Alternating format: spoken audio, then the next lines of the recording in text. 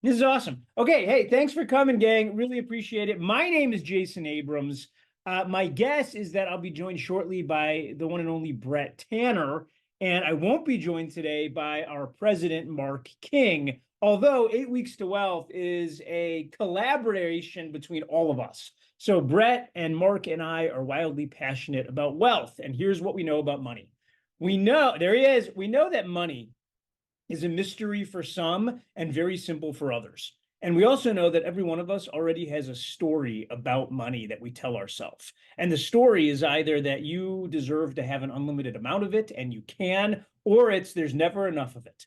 And every piece in the middle. My story around wealth was that nobody worked harder than me and managed to amass less of it. Meaning that I was great at making it and friends even better at spending it. I had the red bottoms to prove it. I got in business with Brett Tanner, and I noticed that we would meet quarterly, and we were business partners. So we were both making a kind of a similar amount of money, and his life and wealth was moving like this, and mine was kind of staying the same. And I couldn't understand it. And I said, Brett, something's wrong with something because you're having this upward trajectory. And this is the day I remember it. Is the day he told me he had bought a cabin. And I was like, oh my God, congratulations. I own a cabin too. And he was like, yeah. And then he showed me pictures of it. And it was 7,000 square feet built into the side of a mountain. And mine wasn't. And so I knew then that something was going on. And I said, Brett, you got to help me. And he said, no problem. And I actually signed a coaching contract with him. And I paid him. He said, look, part of my wealth plan needs to be part of yours. And everything that he taught me became the basis for all of the wealth that I had today. And I don't talk about money outside of this group. But at the time, I had almost no wealth. And 3 years after he took me through a 6 month program, I had about 4 million bucks. And that's not the most money in the world. But for me, that became the nest egg and that became the nucleus to go do the things that I wanted to do. And I'm going to turn it over to Brett, but I want to tell you this. There's a freedom that comes with being financially secure that I can't describe to you. If you don't know it yet, I promise you, it is a feeling that nothing else will replace. It doesn't mean that I'm free to go do and buy anything that I want. It does mean that if life is about making choices, having more money allows you more options. And that has been the lesson I've learned. Brett, I want to turn this over to you. We have 27 minutes in a capacity crowd. Brett Tanner. All right, thanks, Jason. That was very, very kind. I love where you started today about story, right? Because we all have a story about money. And the way I kind of think about it, right, go back to when you were, go back to when you were 10 years old, right? So you shared some of your story about money. I go back to when I was 10 years old around the table at home, and there's kind of just different things like how was money brought up? Was money brought up like, oh, everyone should have it, it's abundant, it's amazing? Or was it brought up like, oh, we got to hide it, Jason, we got to hoard it, and we can't let anyone see it, we can't talk about it because if we talk about it, it'll vanish, right? Like how, and so part of that story, was it criticized, or was it celebrated? Right? Just think about, because that story echoes later in your life. Right now, I know I look like I'm 25 years old, I'm 43, but part of working through that story, right? You have to work through that story that you likely had from growing up. And so all of you, right? All Jason, myself, we all have that story and you have to work through it. But Jason, something really, really, really, really important there, which is money does give you options, right? It gives you freedom. It doesn't give you the right to buy anything in the world, but it definitely gives you more options. Daniel Pink wrote one of my favorite books. It's called Drive, The Shocking Truth About What Really Motivates People. And I thought what motivated people was money, right? Jason, you want people to do stuff, you just pay them more money, they'll go work harder. Yeah. And it's not true. All the data says that the more you actually, now, if someone is not making enough money in their life, meaning they don't have enough to meet their basic needs, money will be number one on everyone's list. Once you have enough to meet your basic needs, money's actually like number 7 on some people. They want culture, they want appreciation, they want recognition, they want all these other things in terms of work. And so what you said, Jace, that's so great is that building your life correctly financially will allow you to do things you like more. And actually what happens in the end is you end up making more money because you're doing what you want to be doing. And so I'll share a screen. We put together Mark, Jason, and I sat down, we put our heads together. We're really proud of what we've done at 8 Weeks to Wealth. Joy, if you could allow me to share, I'm sorry, I don't have Brett, I share would the be, screen Joy, power. can Yeah. you share the slide deck, Joy? Would you mind? Brett, I would be remiss if I didn't say this. This is the only time in 2024 we're going to do 8 weeks to wealth. This is a one and done event. This is getting the three of our calendars together, as you can imagine, is not the easiest thing to do. And so this is our one for 2024. We're excited to do it. We want to do it the first of the year to kick it off. So let's talk a little bit. What is 8 weeks to wealth?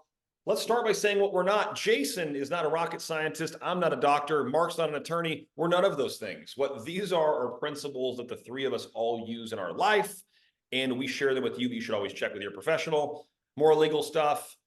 We own all this material. You can't steal it. We're just kidding. All right, 8 weeks to wealth. So we're going to go over the course of 8 weeks. You're going to learn the money flows, the models, the systems. But the first thing we're going to do when we start is really give you an assessment. This program, while it's done in a group, it's going to feel like we're coaching directly to you because you're going to do your own unique assessment. You're going to go do that. And then we're going to go through it over 8 weeks, and we're going to come back and we're going to take the same assessment to see what do you know. So basically, we assess all these different areas of wealth, from everything from your insurance to a Roth retirement account to what is a covered L, all of these financial tools that maybe you heard about, your neighbor talked about, and you're wondering, is this a good idea? Well, we're going to give you everything, pretending that we're all starting where we don't know anything, and at the end, we're all going to know everything about that subject. We're going to take you through that entire journey from how should you think about your personal cash. We cover absolutely everything. So you've got, in addition to that, you've got our Facebook group where you can comment there. We've really got everything that you need in your life to go out and start building massive wealth. And I think one of the things, Jason, that I always love to echo it is that I thought I understood compound interest about, like, everyone says, oh, compound interest, and it's the eighth wonder of the world. And I never really knew what that meant. And it wasn't until probably 5 years ago, and I'm not as smart as most, it just took me a long time to figure out how does it actually work. So if we go, Jason, you and I go invest $100,000 and we're making a 12% return, we're getting $1,000 coming in every single month, right? And that over time compounds. Now that's really, really cool. What I'm more interested in, and this was kind of the unlock for me, as that $1,000 comes in every month, what if there was a way to invest it and get another 12%? So now I'm getting $1,200 per year on that. As that 1,000 comes in, I get $120, which is $10 per month. Right now, what if as that comes in, I'm investing that and I'm getting another $1.20 per year? But you get the idea on smaller numbers. Now, what happens over 30 years in your life? And so we have you come into here, we have you create this plan. We want you to go build this net worth that's going to be massive in the future. We want you to think very, very far out. And then we're going to work backwards to today, to your situation. Where are you at right now? And then what do you need to do every single month so that you're on track? So that at the end of your real estate career, you don't end up with a late model BMW and a big house. You end up with a ton of passive income, and you can actually go do whatever it is that you want to do in your life. That is the entire reason we built it, is that you should go build passive income. You're a real estate agent. You have incredible skills. And Jason, myself, and Mark, we want to change the industry to where when people look at real estate agents, they're looking at them and saying, wow, Jason, you're a real estate agent. You must be ridiculously wealthy. Because that's just not how we're looked at today. Yet we have all of the skills. There's no reason you shouldn't be playing in the real estate investment game, using your license to go find great deals. And we're going to talk about all those different models, different ways to think about investing your money. And we're the biggest believer that you should be the one investing your money in the thing you know more than anyone, which is typically real estate in your market. And so we kind of start with, Jason, just what does wealth mean to you? It's this big word. We all want to have wealth. Is that Lamborghinis and bottle service at the club? Or is wealth something more? Is it something totally different? And it's going to be different for all of us, right? It's totally different. And as you and I have talked a lot about this, Jason, I think getting clear, the most important piece is getting clear on what is wealth, what does it mean to you? Yeah, for me, it's just options. Remember, in life, you pick your problems and then you pick how you pay to solve them. So those of you that hire someone to clean your house, you had a problem, your own wretchedness, and you needed somebody to solve that for you. No problem. You pay someone and they clean it. Those of you that don't pay someone to clean your house, you have the same problem. By the way, me too. You just choose to pay with your own time and expertise. You do the cleaning. And in life, everything is like that. And the more money for me that I have, the more often I don't have to use my time and expertise. And in that moment, I'm buying freedom. And for me, that's a really powerful idea. It's so big. It is. So there's Gary taught us this, Jason, and I think that when I was trying to go back and figure out the first time I saw this, right? And I think it was like I'm going to call it 2010. Like it was, I think it was around that Greenbrier trip, if I'm kind of hitting it right. Gary came out and we were kind of asking all these wealth questions, and he's like, "Well, there's just 9 major reasons people aren't millionaires." I'm like, God, how cool would it be if I could figure out what those are? Because that'd be pretty valuable. And so he talks about these things, and so I think, Jason, let's just talk through. If we're in the right industry, we're in the right company, we're in the right place, why isn't everybody rich, right? What stops people from becoming millionaires? And so number one, he talks about that people got to revisit their capital. They got to go back. All like I've got my money invested in something, but man, I got to go back and bring it back in and touch it and feel it and look at it again, right? When we invest money, we want to put it out there, put in a great investment, ideally forever. One of the things that I'm going to butcher the quote a little bit from Buffett, but he kind of says, imagine, Jason, you could only buy 10 stocks your entire life. You can only buy 10. And if you buy one and sell it, you never can buy that one. Like you can never, that trade's gone. Now you're down to 9. Would you think differently about investing your money? Well, I just substitute the word stock and insert the word real estate. What if you could only buy 10 properties, whatever they are, for your whole career? Well, you're probably going to get really specific. What are we probably going to buy? We're probably going to want to buy, like, I don't know, the hard corner. I'm going to want to buy the gas station on the corner. Why? Because even if electric vehicles take over the world, well, they're going to be charging stations, right? I want to look. The location of Maine and Maine is extremely valuable. So the number one reason people aren't millionaires, they got to revisit their capital. Yeah. The number two reason is they end up being a millionaire on paper instead of a cash flow millionaire. And this, by the way, this is happening to more and more of your clients. Remember, guys, when you're learning this, you're learning it for 2 reasons: change your life and the life of the people in your family. The second one is to go educate your customers, because as you teach them wealth, they will buy more real estate. We have teams that all they do is wake up every day and say, I'm going to sell everyone in my database 2 houses a year for the next 10 years. That's a really interesting model. The Coalition Property Group guys run that model. And you end up with more equity. Right now, US housing has created $30 trillion in equity. So on paper, they have tons of equity and they're all millionaires, but it's not producing any cash. So their lives stay at the exact same line. I always think about this, Jason. I have these 2 buddies that are both worth the same amount of money, and it's a lot of money. It's like $50 million. One guy has it all. He's a paper millionaire. It's just on paper, right? Owns a lot of land, rancher kind of guy, and it's kind of like Yellowstone, just not cool. And every year it's a struggle, right? That to make the taxes. It's just because there's no cash flow, right? It's just I have all this. It's worth a lot, but we sell some cows and do the thing. I have another buddy who has all of the money, all 50 million, invested in cash flowing assets. And he lives exactly like you think he would, like you would picture, right? He's flying private everywhere. He's making $4 to $5 million a year, totally passively to not work. And so the unlock there, right, is what keeps from being a millionaire. You might have a lot of assets. If they don't cash flow, you may not live the life that you want. So I could tell you 100% of my net worth, and I know yours as well, is in things that cash flow, right? I never want to work for the same dollar twice. I want to take that dollar, I want to get it to work for me, and then I want it to pay me indefinitely, right? Without having to ever think about it differently. Yeah, for me, it's real simple. We all sell homes to make cash. That's how we make money. Now, we also make dreams come true, so that's cool.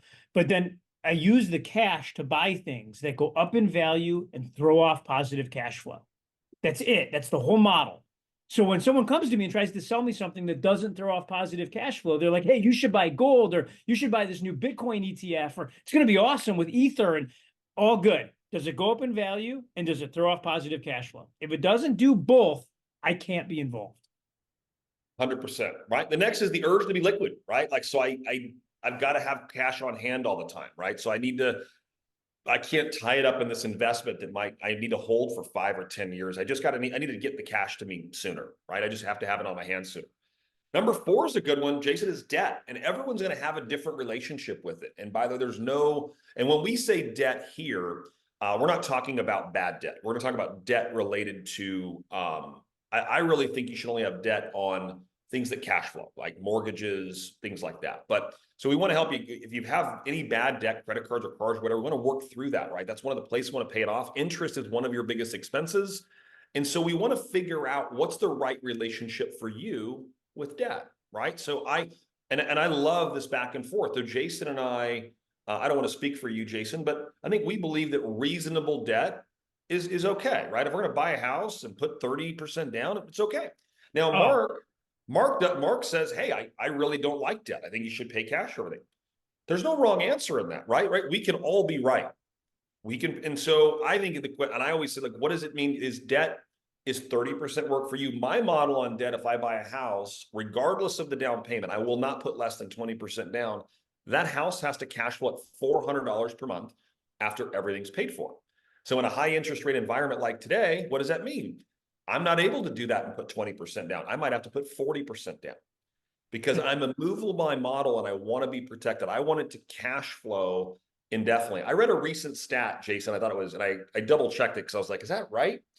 It said that rents have only gone down in a 3-year period in history, yeah. right? Not So only, like not outside of 3 only, years, it always goes up.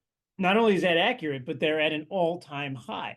Rents are at an all-time high, and there's not a single economist who's telling you that that's going to change. Namely, because the number of people that, number one, are coming into this country, and number two, the number of people, you only have 88 million houses for household folks. So you look up and say, okay, have you all noticed there's like an apartment boom going on, that on every street corner they're building apartments? They know something. And what they know is that the rents keep going up. And what Brett does by saying, I'm not going to do a deal unless I can cash flow a positive 400 per house is genius, because then he looks up and he can work backwards. Okay, great. How many houses do I need to own? And then force the deals to match that number, not force the number to match the deal. And what I mean is, most people walk around all day looking for a good deal, and then they agonize over whether it is or not. Is it a good deal? Is it not a good deal? Did I buy it right? Did I not buy it right? Is it the right time to buy it? Is it not the right time to buy it? Okay, it'll only be 350 this. Well, I'm going to break even, but I'm going to pay off principal over time. All that is completely insane. When I know what I'm going to demand from an investment, I then am forced to find investments to meet the demand. And that's how you get really rich. That is so, and you're starting at 400, Jason, right? As we know, in 10 years from now it's not cash flowing at 400, it's cash flowing at 750 or $800, right? Because rents are going up over time. Well, you know what? I interview, y'all know, all I do is interview real estate agents. It's all I do for a living, and then write about it. And I can tell you, I went through this phase at the end of last year where I only interviewed people that had been in the industry 35 or more years. And you, by the way, have all these folks in your market centers, but you might discount them. They're not the top producers anymore. They're in their 70s. And you know what every one of them said? Every one of them said, if I could go back in time when the houses in my market were $70,000 or 80,000, all I would have done was buy all the houses. And you know what the challenge is? Right now, the exact same thing. But you people look up and say, look, now it costs 400,000 to buy one in my market. There's no way it's going to be worth $3 million 30 years from now. It absolutely will. It absolutely will. And you know why it will? Because the banks will figure out how to sell people payments as opposed to selling purchase prices. Just like with cars. If I told you that they were going to sell Jeep Cherokees for $100,000, you'd say, no way. And I'd say, yeah, you'll just finance it over 11 years. By the way, average auto right now is 7 years. They will find a way to keep the prices going up. And the houses you fail to buy today is the wealth you will not have tomorrow. Oh, that's good. That was real. That was awesome. Chase, that's God, I almost don't want to go to point five. I want to relive point four.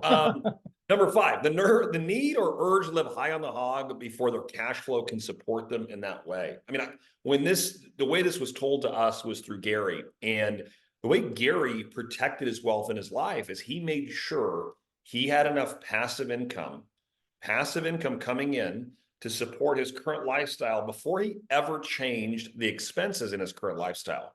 And I got to tell you, Jason, that was probably one of the things that he said many things that have changed my life, but that was one that stuck with me. Like he said, no, you shouldn't go increase your lifestyle first. You have to go get the passive income up here before you can do it.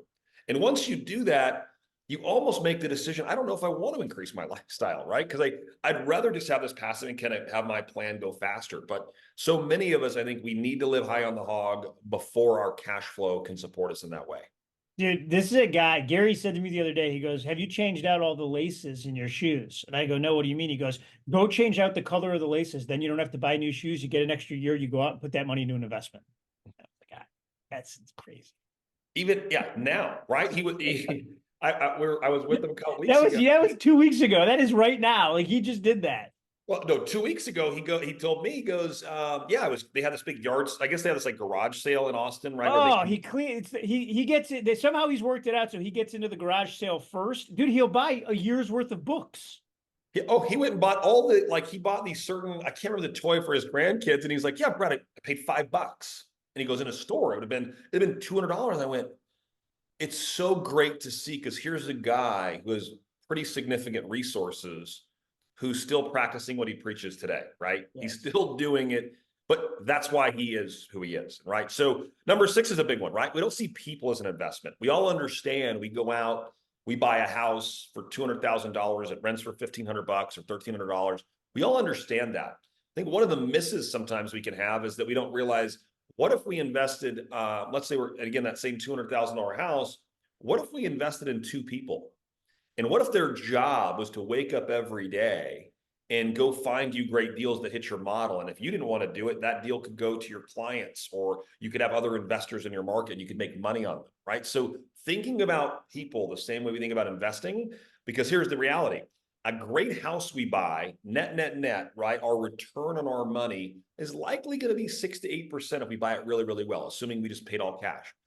The person though, right? So we go invest that $200,000. We hope to make $12,000 a year. We'd love that. The person though, or the 2 people we invest $200,000 in, Jason, we might make $400,000, might make $1 million, right? So people, the numbers aren't the same. And so we've got to start looking at it as an investment in people. I heard this really great quote. It says, there's no cost in life. There's no costs. There's only good and bad investments. Yeah, anything you buy, right? Like sometimes you buy a book and you're like, oh man, that book sucked, right? It was a bad investment. But the interesting thing about that is we control the investments. A lot of it's us. Are we doing the work? Are we doing the right things? So we got to make sure we're looking at things as an investment. Number 7 will not be a problem for anyone that joins us for 8 weeks to wealth, because you will end up with a wealth building plan you trust. You will know that the actions you're taking will land you exactly where you want to be. Number 8, Jason, people, the reason they're not a millionaire, they spend more than they make, they spend all that they make. And I think we see that when times get lean, if you don't have anything left over, you can't invest. There's not that many variables in creating wealth. And actually, there's only 4.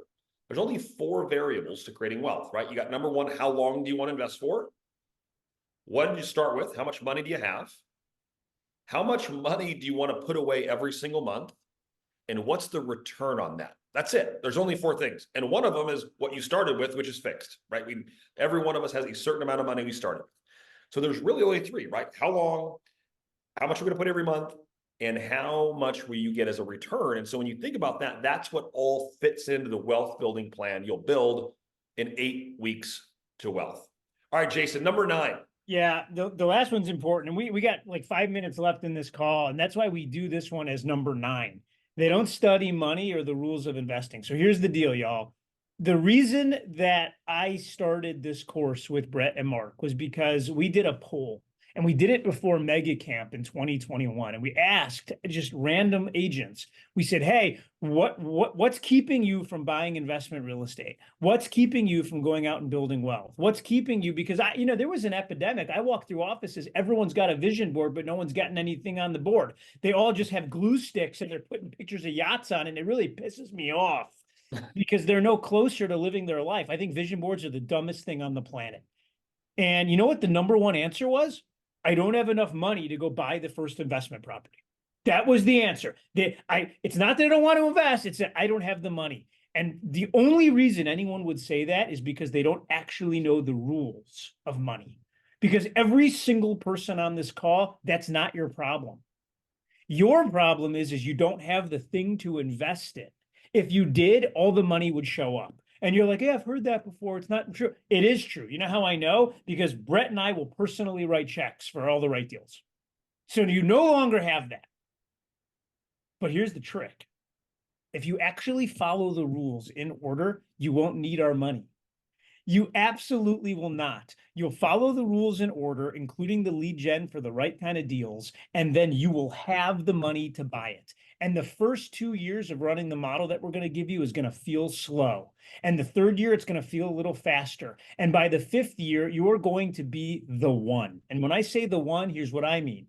Ed Milet told me backstage before he went on a family reunion, he said, Jason, in my family, I'm the one. I'm the one that changed the way that they all thought about money. And I'm the one that provides them opportunities they never would have had without me. And I know on this call, there's a handful of people that are going or want to be the one. And you have two ways on how to get there. Number one, you're going to win the lotto, and one of you might. Number two, you're going to have to change the way you think about money and the actions that you take. That's it. The second one isn't some far off thing in the future. It starts with you just signing up and hanging out with us for 8 weeks. That's it. There's no other close. That's why we started it, Brett. That's it. I mean, and if you're here today, right, you can use Web 15, you get 15% off. We put our heart and soul into this. We would love to have you join us. Please come see us at 8 Weeks to Wealth. I promise you, it will change the way you think about your money, and you will leave there with a plan that's unique to you, and you'll know that you're on or off track, and you will know at the end of your career, you've got exactly what you wanted. And we are wildly passionate about this. And to show you that I am, here's what I'm going to do. Friends, if you have questions, you can email us directly. My email is jason@kw.com. I'm an easy guy to find. I want to hear from you. This isn't like you sign up and then we hope that it works out, and whether you show up or not, we're good with it. We're not. We are literally doing this to change the lives of the people that want to have their lives changed. If that's not you, I hope you got something out of the call and you should go do something else. But if you actually want to make a change, this is where you need to be. I dropped my email in the chat as well. We're here to support you. Brett, be wealthy. Thanks, Jason. Thanks, Joy, for putting everything together. We'll see you all at 8 Weeks to Wealth. See you guys. See you guys.